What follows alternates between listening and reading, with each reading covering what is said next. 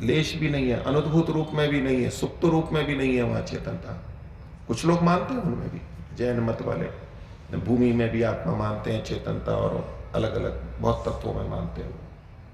इनमें चेतनता नहीं है, इसलिए चेतन तत्व हम तो अलग हैं, बिल्कुल अलग है।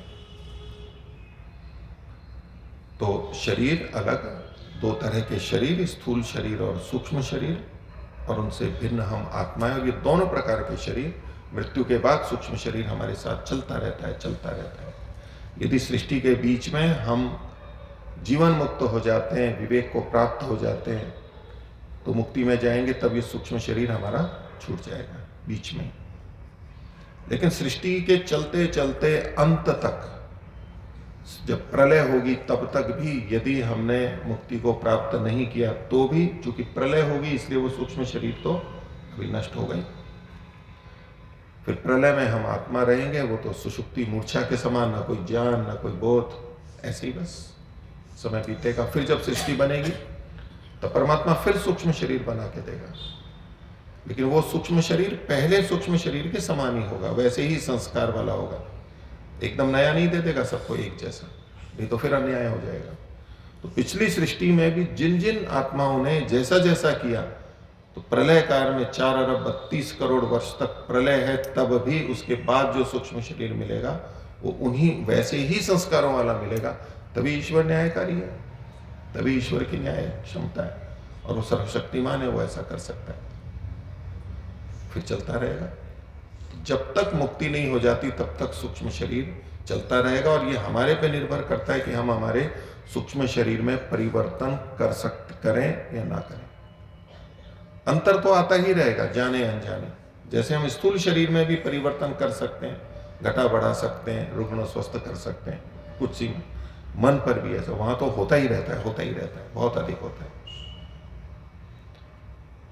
तो वहां उस स्तर पर सूक्ष्म शरीर पर मन बुद्धि में अपने संस्कारों को, कुसंस्कारों को क्षीण करना, नष्ट करना, तकलीफ करना, ये प्रक्रिया साधना के अंतर्गत आती है। मुक्ति की प्राप्ति किसी शरीर के, स्थूल शरीर के आधार पर नहीं कि स्थूल शरीर ऐसा हो तो मुक्ति हो जाएगी, इससे कोई लेना देना नहीं है। इससे सहायता होगी, ये ठीक है, बलवान स्वस्थ होंगे तो परेशानी नहीं आएगी, अच्छे से होगा, लेकिन इसकी कोई कसौटी नहीं है कि ये स्थूल शरीर ऐसा हो, इस रंग वाला हो, इतना लंबा चौड़ा हो, ये पुरुष हो, स्त्री हो, बच्चा हो, तब ही मुक्ति मिलेगी।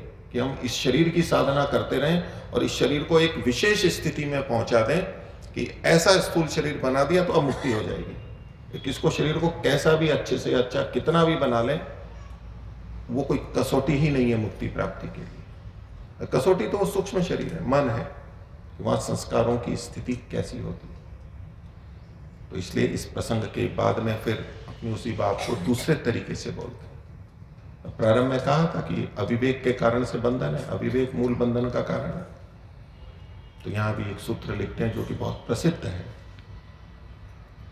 23वां सूत्र है 3 अध्याय का। वो कहते हैं ज्ञानान मुक्ति, ज्ञानात मुक्ति ही, संक्षेप से भवती, होती है। मुक्ति कैसे होगी? ज्ञान से होगी। एक निष्कर्ष दिया, बिल्कुल छोटा सा सूत्र है, 2 शब्द हैं केवल। ज्ञान से मुक्ति होती है, यानी विवेक से मुक्ति होती है। तो प्रश्न तो बहुत उठेंगे कि भाई हम तो बहुत कुछ करते हैं, क्या वो सब चीजें मुक्ति में कारण नहीं बनती हैं? उनसे मुक्ति नहीं होती है? अगर ज्ञानान मुक्ति, ज्ञान से मुक्ति हो, तो कुछ बोले ही नहीं, और कुछ एक ही बात बोली। और अगला सूत्र भी कहा बंधो विपर्ययात, बंध जो है, जो दुख है, ये विपर्य से यानी विपरीत ज्ञान से, और ज्ञान का विपरीत जो अज्ञान है, मिथ्या ज्ञान है, उससे बंध होता है। एक निष्कर्ष रूप में 2 बातें कह दी, ज्ञान से मुक्ति और विपर्य यानी अज्ञान से बंधन होता है, एक निष्कर्ष दे दी। तो स्वाभाविक है कि हमारी प्रवृत्ति किस में होगी अगर हम इसको स्वीकार कर लें तो। इसको कई लोग ज्ञान मार्ग भी बोलते हैं, सांख्य को ज्ञान का मार्ग, फिर उसको किसी को ज्ञान योग बोल देते हैं आजकल। दूसरा कोई कर्म योग बोलता है, भिन्न को बोलता है भक्ति योग है। अब ज्ञान की भी तो इतनी निंदा हो गई है समाज में कि पोथी पढ़ पढ़ जग मुआ, पंडित भयानक हो। तो ये तो ज्ञान प्राप्त करने से क्या है? यथा खरस चंदन भारवाही भारस्य वेत्ता न तो चंदन से। एक प्रतीक उदाहरण दिया कि गधा यदि चंदन को भी ले जा रहा है तो वो तो भार ही ढो रहा है, उसको चंदन का नहीं पता है। ऐसे ही जो मनुष्य शास्त्रों को प्राप्त करके, ग्रहण करके, ज्ञान प्राप्त करके चल रहा है, वो बस ढो रहा है उसको। तो ज्ञान की निंदा भी है। यहाँ कहा जा रहा है ज्ञान से मुक्ति होती है। तो इनके पिछले बात को हम स्मरण रखेंगे कि ये जो श्रवण करके, पढ़ करके जो ज्ञान प्राप्त होता है, मात्र उतना नहीं है, वहां पर मनन भी है, निधिध्यासन भी है और साक्षात्कार भी है। ये सब उसकी पूर्ति करते हैं। जो निंदा है वो केवल सुने और पढ़े ज्ञान की है, कि मनन किया नहीं, गुना नहीं, उसकी निंदा है, वो ज्ञान की निंदा नहीं है। ये सिद्धांत अपनी जगह बिल्कुल ठीक है। ज्ञान से मुक्ति होती है, और इसलिए जब ज्ञान से मुक्ति होती है तो वो निंदावाद तक, जो निंदा वाला ज्ञान है वहीं तक सीमित नहीं रखते कि खूब पढ़ लिया, डिग्रियां ले ली, स्मरण कर लिए श्लोक और मंत्र, और वो उतने तक नहीं है। ये उसका अभिप्राय पूरे ज्ञान से। तो हमारे मन में स्वाभाविक प्रश्न खड़ा हो जाता है कि हमारे यहाँ तीन चीजें कही जाती हैं, ज्ञान, दूसरा कर्म और तीसरी उपासना। ज्ञान, कर्म, उपासना। उपासना को भक्ति एक सीमित अर्थ में कहना चाहें तो। और ये शुद्ध हो जाए, शुद्ध ज्ञान, शुद्ध कर्म और शुद्ध उपासना, ये तीनों आवश्यक है। यदि ज्ञानानुमुक्ति तो बस पढ़ता ही रहेगा, सुनता ही रहेगा, प्रवचन सुनता रहेगा, आजकल तो यूट्यूब पे होते रहते, सुनता है। ज्ञान से मुक्ति होती है, बस उसी पे चल रहा। ये तात्पर्य नहीं है। सब चीजें हैं, लेकिन आधार ज्ञान बनेगा। आगे एक प्रश्न उठाया उन्होंने, एक प्रश्न उठा के कुछ समाधान किया है। ये जब कहा इतनी दृढ़ता से ज्ञानान मुक्ति बंधो विपर्यात, तो अगले सूत्र में कहते हैं नियत कारणत्वात्, निश्चित कारण होने से। किसका? मुक्ति का। ज्ञान जो है वो निश्चित कारण है, नियत कारण है, अनिवार्य है, उससे बच करके कहीं नहीं जा सकते। नियत कारणत्वात् न समुच्चय विकल्प, इसमें न तो समुच्चय होगा और न विकल्प होगा। बहुत महत्वपूर्ण बात है, विचारने की बात है, समझने की बात है। क्या मतलब हुआ? समुच्चय और विकल्प नहीं होते हैं। समुच्चय का मतलब है कि कोई और चीजें भी मिलकर के ज्ञान से मुक्ति होती है, ठीक है, लेकिन उसके साथ साथ ये भी जुड़ेगा, ये भी जुड़ेगा, तब मुक्ति होगी। ये समुच्चय कहलाता है। एक व्यक्ति किसी भार को, बोरी को उठा रहा है, तो अकेले नहीं उठा पा रहा है, लेकिन उसकी शक्ति है, सहायत्व है, तो 3 जने मिल गए और 3 जनों ने मिलकर के उठा दिया। तो उस बोरी को या भार को 3 जनों ने उठाया, तो ये समुच्चय से उठाया, अर्थात अकेला नहीं उठा सकता था, लेकिन 3 जने मिलकर के उठा लिए, 4 जने, 5 जने मिलकर उठा लिया। तो बोले जो ज्ञान से मुक्ति होती है, इसमें कोई समुच्चय नहीं है कि ज्ञान के साथ कुछ और चाहिए तब मुक्ति होगी। ये अकेला ज्ञान इतना समर्थ है कि वो मुक्ति को दे देगा। लेकिन प्रश्न हमारे मन में आता है कि भाई ज्ञान प्राप्त कर लिया तो केवल ज्ञान से क्या होता है? बिना, अगर ज्ञान प्राप्त किया, कर्म नहीं किया तो थोड़ा ना होगा। ज्ञान प्राप्त करते रहो, कर्म करो नहीं तो क्या होगा? ये तो हम खूब सुनते ही हैं। केवल ज्ञान से क्या होता है? करना होता है।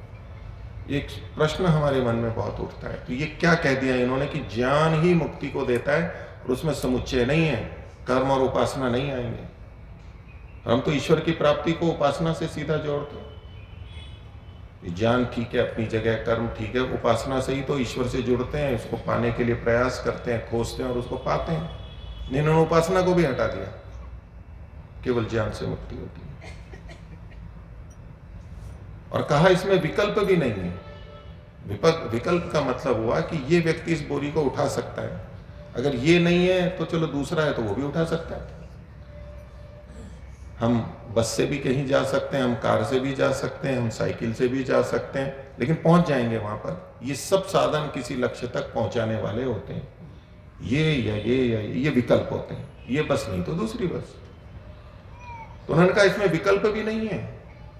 कि हम सोचें कि ज्ञान से मुक्ति होती है, ठीक है, होती होगी, हम तो कर्म योग करेंगे और कर्म से मुक्ति को प्राप्त कर लेंगे, ये विकल्प हो गया। ज्ञान के बिना कर्म से भी हम मुक्ति को प्राप्त कर लेंगे। तो क्या नहीं जी, हम तो न ज्ञान न कर्म, हम तो भक्ति योग में हैं, बस समर्पण रखेंगे, ईश्वर प्रणिधान रखेंगे और उससे मुक्ति हो जाएगी। ये भक्ति का एक विकल्प। तो उन्होंने कहा नियत कारणत्वात् न समुच्चय विकल्पो, ये एक निश्चित कारण है जो हमने कथन किया है। ज्ञानान मुक्ति मतलब ज्ञान से ही होती है, तो न तो दूसरों की जुड़ करके होगी कि ये असमर्थ है और दूसरों को जोड़ना पड़े साथ में, और न ही इसमें विकल्प है कि इस ये नहीं तो दूसरे से भी हो जाएगा ये काम, मुक्ति की प्राप्ति। तो अब हम जब हमारे मोक्ष के विधानों को पढ़ते हैं, सुनते हैं शास्त्रों में, तो वहाँ केवल ज्ञान की चर्चा नहीं है, वहाँ कर्म भी है। ये करो, ये करो, ये करो। अष्टांग योग जो कि इसका साथी है समान स्तर पे, वहाँ भी ये करो, ये ना करो। और उपासना की भी बात है, ईश्वर भक्ति की भी बात है, उपनिषदों में लिखा है, वेदों में लिखा है। तो ये कैसे कह रहे हैं इस बात को? ये तो शास्त्रों से ऋषियों के विपरीत बात जाएगी कि ज्ञान का ना विकल्प है ना समुच्चय है। तो इसको हमें ऐसे समझना चाहिए कि हम जितने भी कर्म करें, सकाम या निष्काम, सकाम कर्मों से तो होता ही रहेगा, तो उससे तो मुक्ति होनी ही नहीं है। तो निष्काम कर्मों से मुक्ति होती है, ये एक विचार हमारे मन में आता है। भाई निष्काम कर्मों से तो हो ही सकती है, सकाम से भले ही ना हो, तो कर्म की महत्ता तो है, कर्म से भी मुक्ति हो सकती है। एक सूत्र पीछे महर्षि कपिल ने ही लिखा है, ये पहले अध्याय का 85वां सूत्र है, वो महत्वपूर्ण बात है, विचार किए होंगे। काम्या काम्येपि साध्यत्व अविशेषात्। काम्य और अकाम्य, काम्य कर्म मतलब सकाम कर्म, अकाम्य मतलब निष्काम कर्म। बोले उसमें भी साध्य की तो अविशेषता रहती है, साध्य तो वही रहता है। हम सकाम भाव से सफाई करें, हम निष्काम भाव से करें, सफाई तो वही होने वाली है। यदि कर्म वैसा का वैसा है तो कर्म में भेद नहीं होगा। रोटी बनाएं, मकान बनाएं, खेत जोतें, पानी दें खेतों में, कुछ भी काम करें, चाहे सकाम करें चाहे निष्काम करें, साध्य तो वही होगा, परिणाम तो वही आने वाला है, उसमें कोई भेद नहीं होता है। ये भी सांख्य का एक बहुत बड़ा सिद्धांत है, क्योंकि हमारे मन में ये बैठा हुआ है कि निष्काम करेंगे तो उसके फल कुछ और होंगे। बाह्य रूप से कोई फल में भेद नहीं आने वाला है, सकाम करो चाहे निष्काम करो। कोई पैसे लेकर के उस काम को कर रहा है या बिना पैसे लेके कर रहा है, काम जिसने जैसा किया वैसा ही होगा। हो सकता है पैसे लेने वाला कोई अच्छे से कर दे और बिना पैसे लेके करने वाला भले ही भावनाएं और ढंग से नहीं कर रहा है तो काम अच्छे से नहीं होगा। मैं थोड़ा सा समय और लेता हूँ, इस बिंदु को पूरा कर लूँ, समय चूंकि मेरा हो गया। एक बहुत बड़ी बात कही है, तात्विक बात है ये, उसमें कोई भेद नहीं आएगा। तो काम्या काम्य की साध्यत्व अविशेषात, काम्य कर्म चाहे अकाम्य कर्म, साध्य की अविशेषता होगी, जो कार्य होने हैं वो तो समान होंगे। इसलिए कोई ये सोचे कि निष्काम कर्मों से मुक्ति हो जाएगी, नहीं होगी वो। लेकिन उसका दूसरा प्रयोजन, निष्काम कर्म गलत नहीं है, या तो ना करने योग्य नहीं, करने योग्य है, लेकिन उसका प्रयोजन भी ज्ञान की शुद्धता में है। हम सकाम और निष्काम किस आधार पर कहते हैं कि सकाम कर्म है या निष्काम कर्म है? जब हम अविद्या से युक्त होकर कर्म करते हैं वो सकाम है, और विद्या से युक्त करते हैं तो वो निष्काम है। तो उसमें मूल बात ज्ञान की है, समझ की है वहां पर भी। तो जब हम निष्काम कर्म करने का प्रयास करते हैं, थोड़ा थोड़ा निष्काम होते हैं, उससे हम अपने ज्ञान को, भावनाओं को शुद्ध करते हैं। आगे कहा भावनोपचयात् शुद्धस्य सर्वम प्रकृतिवत्, आगे सूत्र आने वाला है। जो ज्ञान का स्तर चाहिए मुक्ति प्राप्ति के लिए, जिस ज्ञान से मुक्ति होती है वो ऐसा निर्मल है जो कि निष्काम कर्मों से बनता है। लेकिन निष्काम कर्म कितने कर रहे हैं इसके आधार पर मुक्ति निर्धारित नहीं होगी। कि कोई कहे मैंने इतने पुण्य कर लिए या मैंने इतने निष्काम कर लिए और इतने निष्काम कर्म हो जाएंगे तो मुक्ति हो जाएगी, ऐसा कोई आधार नहीं है। ज्ञान का आधार है कि ये अविद्या समाप्त हो जाएगी तो मुक्ति होगी, ये कसौटी है। और ऐसा ही उपासना के लिए है। हमने कितने घंटे उपासना की उसका कोई मतलब नहीं है। नहीं, जितने अच्छा अधिक करेंगे वो अच्छा है, उस दृष्टि से तो अच्छा है। लेकिन कोई चीज सोचे कि मैंने इतने घंटे, इतने दिन, इतने वर्षों तक उपासना की और इतने करने पे एक मैं योग्य बन जाऊंगा और मुक्ति पे चला जाऊंगा, ये कोई आधार नहीं होता है। जैसे कि लोक में हम पढ़ते हैं तो कोई 1 घंटे पढ़ता है या 10 घंटे पढ़ता है, उसके आधार पे अंक नहीं मिलते कि इसने कितने घंटे पढ़ाई में लगाए। अंक तो उस आधार पे मिलेंगे कि किसने कितना जाना, कितना समझा या कितना कुशल हुआ। किसी ने ट्यूशन की, किसी ने ट्यूशन नहीं की, इसके आधार पे कोई निर्णय नहीं होगा। किसने योग शिविर किया और किसने योग शिविर नहीं किया, इसके आधार पर निर्णय नहीं होगा। किसने कितने विद्वानों को सुना, कितने शास्त्रों को पढ़ा, इसके आधार पर निर्णय नहीं होने वाले। ये सहायक हैं। इसलिए जो आंतरिक ज्ञान और विवेक होता है, बस वही कसौटी है। उसका स्वरूप क्या है वो योग दर्शन आदि ग्रंथों में लिखा है कि भाई अविद्या क्या होती है, मिथ्या ज्ञान हटना है। तो कर्म और उपासना भी ज्ञान को परिशुद्ध करने के लिए, और जब ज्ञान उतना परिशुद्ध हो जाएगा तो मुक्ति होगी। तो आधार तो ज्ञान ही है, ज्ञान से ही मुक्ति होती है, ना तो उसमें समुच्चय है और न ही विकल्प है। एक बहुत बड़ा सिद्धांत यहाँ पर दिया। तो हम जो कर्म करते हैं उसमें भी एक भाव हमारे मन में इस सिद्धांत के आधार पर अगर बन सके कि मैं जो भी कर्म कर रहा हूँ उससे मेरा ज्ञान कुछ ना कुछ शुद्ध होना चाहिए, अशुद्ध नहीं होना चाहिए। नहीं तो परोपकार के कार्यों को करते हुए भी राग द्वेष अगर उत्पन्न हो रहे हैं तो ज्ञान तो अशुद्ध कर लिया हमने।